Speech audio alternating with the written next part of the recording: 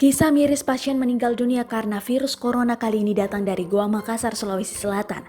Seorang PDP corona berinisial AR 52 tahun meninggal dunia saat masih dirawat di RS Wahidin Sudirohusodo Makassar Minggu 29 Maret 2020. AR sendiri merupakan warga Goa Makassar, Sulawesi Selatan. Saat jenazah AR hendak dimakamkan, warga Kecamatan Manggala, Makassar, Sulawesi Selatan menolak pemakaman tersebut.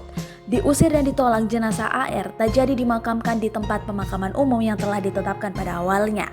Semua berawal dari seusai prosedur pemakaman jenazah dilakukan oleh tim medis rumah sakit dengan perlengkapan khusus.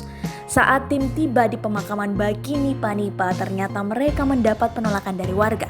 Bahkan warga juga mengusir ambulans yang membawa PDP tersebut. Karena mendapat penolakan terpaksa, tim membawa kembali jenazah ke rumah sakit.